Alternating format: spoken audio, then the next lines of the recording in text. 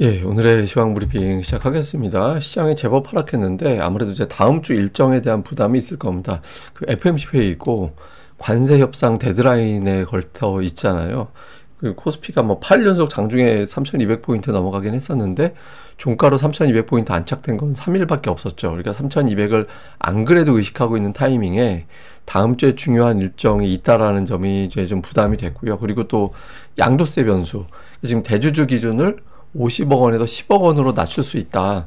이런 보도들이 나오고 있죠. 이렇게 되면 연말에 나는 대주주 명단에 들어가는 게 싫어. 세금 많이 내는 게 부담스러워. 또 대주주 명부 자체에 들어가는 게 불편해. 이렇게 생각하는 사람들이 12월에 집중적으로 매도하게 되고 코스닥이 연말에 고전하는 그런 현상이 나오게 되죠. 특히 올해같이 증시가 많이 올라간 상태에서는 이 10억 원 대상이 되는 사람들이 되게 많이 늘어날 가능성이 있거든요. 그래서 이런 점이 이거 어쩌면 우리 증시 그동안에 올려놨던 모멘텀 상당 부분 훼손될지도 모르겠다 이렇게 생각하는 투자자들이 많았고 이게 이제 우리 증시가 장중에 낙폭이 좀 유난하게 커졌던 그런 이유로 작동을 했던 것 같습니다.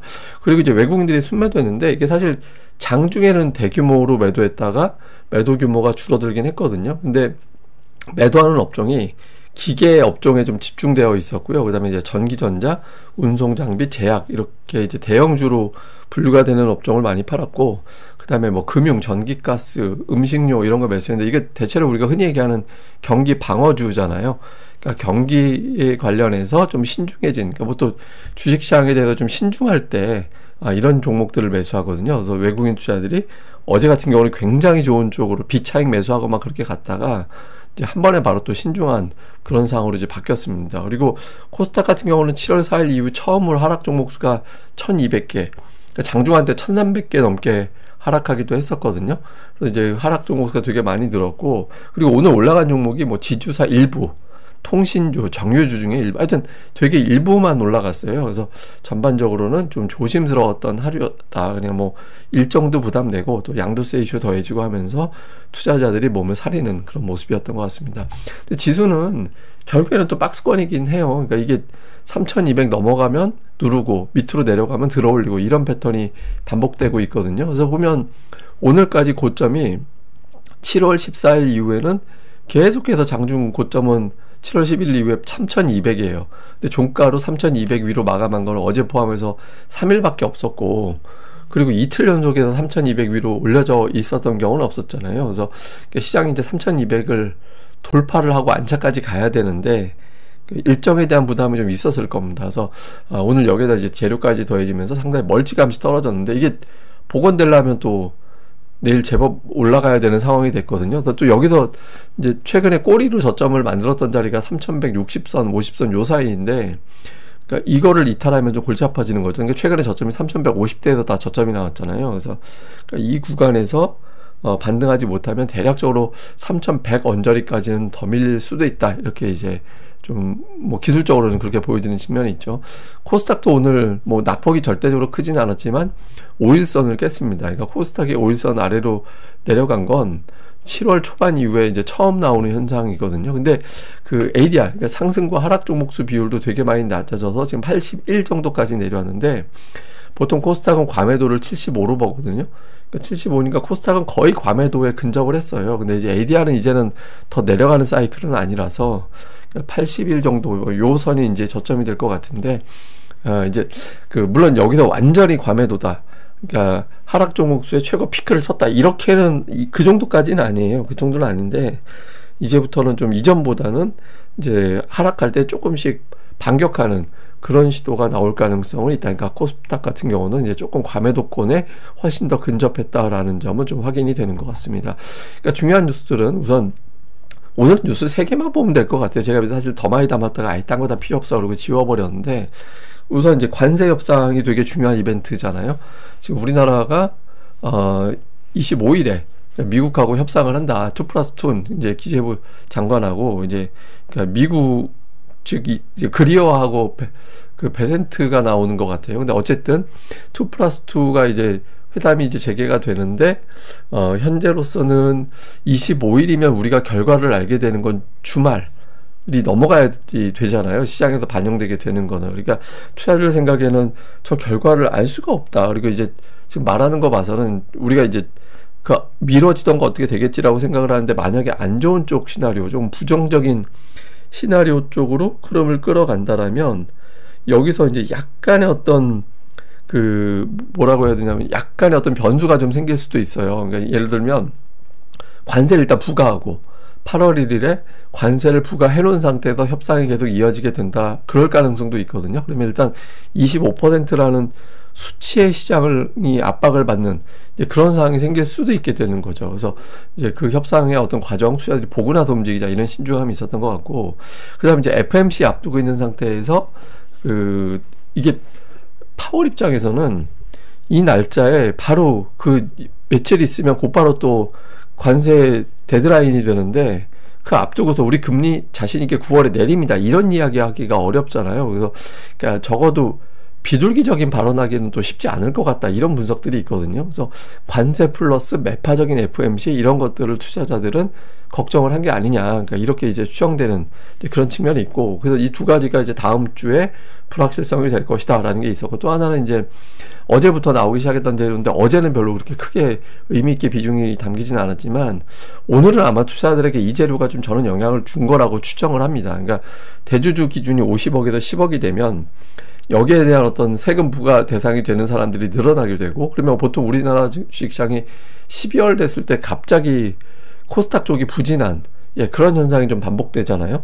그러니까 이걸 주주명부 안 들어가려고 하는 사람들이 주식을 매도하게 되고, 그것 때문에 코스닥이 못 올라가는 현상이 생기는데, 이걸 10억으로 낮춰버리면 그 매도하는 사람들이 훨씬 더 늘어나게 되잖아요. 또는 매도할 걸로 걱정이 돼서 먼저 선제적으로 매도하는 사람들이 늘어나게 되고, 그래서 이거는 제가 보기에는 배당소득 분리과세 하나 안 하나 그냥 그 효과가 없어지게 될지도 몰라요, 이론적으로는. 그래서 그러니까 이게 아마 투자들에게는 조금 신중하게 될 수밖에 없는 그런 요인으로 작동하지 않았나, 이렇게 보여집니다. 그래서 일정에 대한 부담, 그다음에 이 양도세 이슈, 요게 이제 시장에서는 부담으로 작용한 걸로 보여집니다.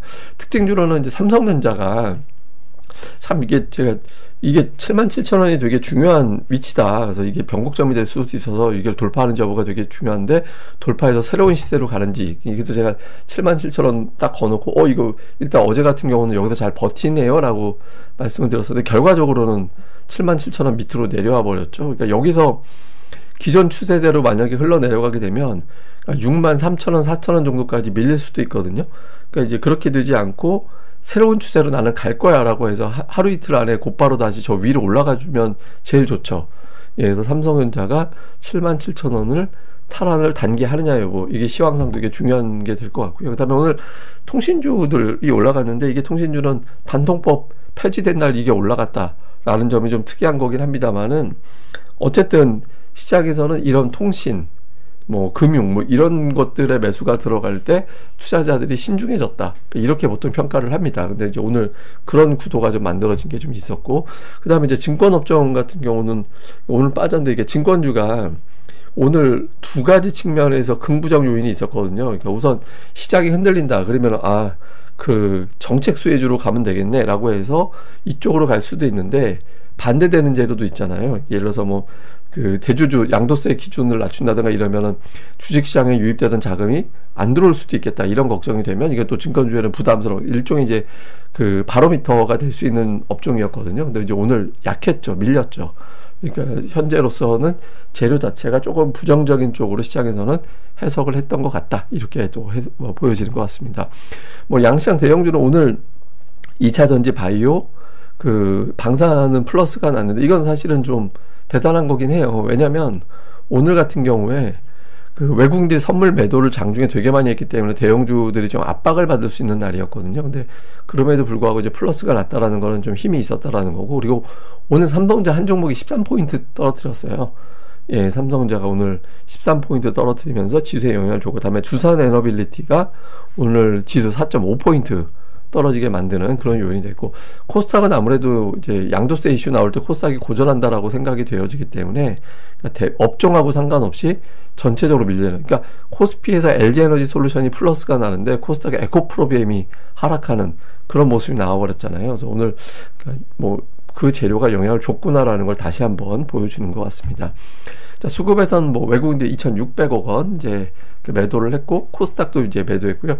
선물 매도인데 여기도 하나 좀 그래도 너무 안 좋은 것만 이야기해서 그나마 이제 긍정적인 점도 하나 이야기를 해보면, 외국인 선물을 매도라고 그 반대 포지션을 금융투자가 받았거든요. 그럼 보통 그 금융투자의 현물 매도가 되게 많이 나와야 돼요. 근데 오늘 현물 매도가 별로 안 나왔거든요. 그러니까 외국인들이 선물 매도 이력도 많이 남지 않은 데다가 이제 금융투자도 매도할 물량이 그렇게 많지는 않은 것 같다, 이렇게도 추정이 되는 측면도 있어요. 그래서 좀 외국인 투자자, 지금 외국인들이 선물 매도 이력이 만 계약 조금 더 되는 정도밖에 안 남은 것 같긴 하거든요. 그래서 좀 이거를 매도 남은 거 적어가지고 때려봐야 50포인트 정도밖에 못 때릴 텐데, 그러면 결국에는 삼성전자를 때려서 현물로 때릴 거냐, 아니면은 그냥 선물 돌리면서 이제 시장이 방향이 반대로 틀어질 거냐, 그러니까 이것만 남은 걸로 보여지긴 하거든요. 그래서 좀 외국인들 선물 매도 여력이 별로 없는 상태에서 어떤 형태로 전개가 되는지도 좀 관전 포인트가 될 것 같습니다. 그러니까 종목은 오늘 외국인들이 2,660억 팔았는데 2,350억 원이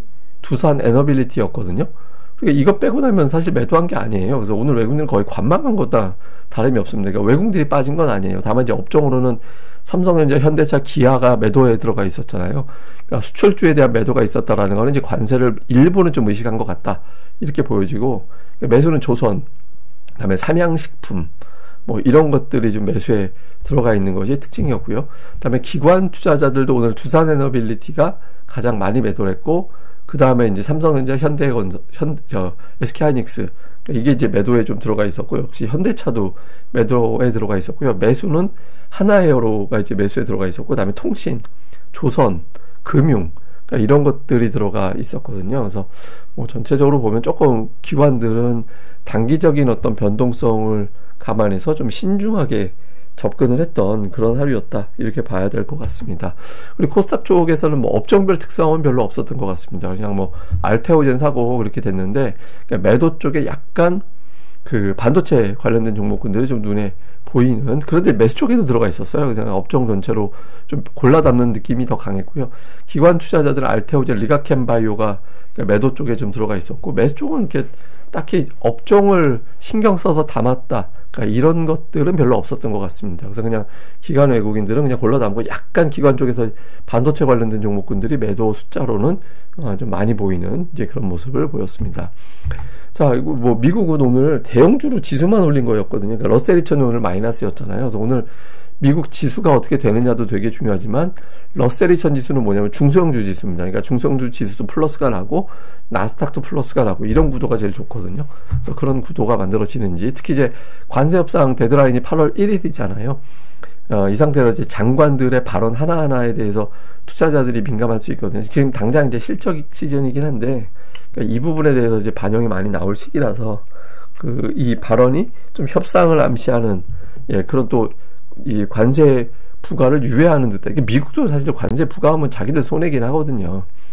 그래서 이게 뭐하는 짓이냐, 뭐 이런 소리 들을만 한 상태라서, 그러니까 미국도 웬만하면 이제 협상을 했으면 할 텐데, 어쨌든 이제 장관들의 어떤 발언에서 어떤 힌트가 나오는지, 그 다음에 이제 우리 증시에서 외국인들이 계속 매수하다가 매수가 일단 멈췄는데, 사실 오늘은 핑계거리가 있었잖아요. 두산 에너빌리티라는 어떤 핑계거리가 있었는데, 내일장에서 매도가 확산이 되는, 매도 확산은 어제하고는 정반대. 그러니까 전기전자, 운수장비, 철강화학, 금융, 이 중에 4개 이상 매도하는 식으로 확산이 돼버리면 다음 주까지는 고전하고 8월 관세 장세로 넘어갈지도 몰라, 이런 걱정을 한다라고 해석될 수 있거든요. 그래서 이런 구도 주목해 봐야 될 거고, 이런 가운데 수출주로 갈 거냐, 그러니까 금융을 비롯한 뭐 내수주로 갈 거냐. 사실 금융 빼놓고는 수출주 아닌 게 없긴 합니다만은, 예를 들어서 시장이 부정적으로 갈 때는 금융, 음식료, 뭐 이런 쪽에서 뱅뱅 도는 그런 형태가 나올 수도 있거든요. 그래서 어떤 구도로 가는지, 이제 수출주 쪽에 조금 힘이 실려주는 게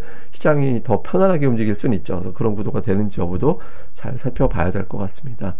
그리고 제가 이제 이거는 한동안 했다가 이제 안 했던 캠페인인데, 국내 주식 투자 인구가 1,400만이 넘습니다. 근데 제가 이걸 왜 보여드리냐면, 뭐 한번 보여드렸던 거죠. 1인당 100만원 수익이 나면 14조 원의 자산 가치가 늘어요. 개인 투자자들. 1,000만원 수익이 나면 무려 140조 원이 늘어납니다. 이게 왜 중요하냐? 지금 추경 이야기가 30조 원, 40조 원 얘기 나오잖아요. 추경한 거보다 1인당 한 300만 원 정도 수익이 나면 이번 추경보다 하고 비슷해져요.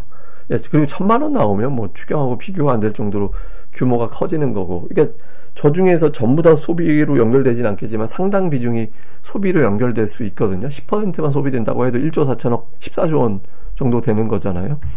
그리고 이번에 이제 민생 쿠폰 첫날 신청했다라는 사람이 700만 정도 되고 1조 2천억 정도 신청됐다고 하잖아요. 그러니까 총 지급 금액 해보면 10조 원 정도 왔다 갔다 될 텐데, 그럼 결과적으로 보면 1인당 100만 원 수익 나서 1,400만 인구가 소비할 수 있는, 예, 그런 어떤 환경 만들어지는 것도 저런 어떤 정책과 더불어서 상당히 중요하다라고 보여지거든요. 그래서 제가 보기에는 타이밍도 되게 안 좋았던 것 같아요. 그러니까 이런 어떤 이슈가 흘러나온 타이밍도, 하필이면 다음 이제 관세 데드라인인데 그 앞전에 갑자기 이런 어떤 양도세 이슈 가지고 나온 것도 굉장히 안 좋은 선택이었다라고 생각을 하거든요. 그래서 저는 이건 뭐 정치적인 소신 이런 걸 떠나서 이거는 조금 생각을 해볼 여지가 있다. 그래서 이제 이런 정책을 펼치시는 분들은 이거는 무슨 투자자들이 세금 내기 싫어서 이런 게 아닐 거예요. 그러니까 딱 그것도 있지만 이거 자체가 주식시장을 떨어뜨리게 되고, 그러면서 자산이 줄어들게 거에 대한 걱정이 제일 클 거고, 경제적인 측면에서 볼 때도 이런 점은 결국에는 소비로 연결되는 길을 막아버리는, 그러니까 주식 5점 못 가요. 예, 갈 확률이 상당히 낮아지는 상황이 되기 때문에, 그러니까 이런 점은 좀 제고해야 된다라는 점에서 또 마무리로 말씀을 드렸습니다. 예, 그럼 또 하루 또 잘 보내시고요. 저는 또 다음에 뵙겠습니다. 이 방송 구독하기와 좋아요, 예, 꼭 부탁드립니다. 감사합니다.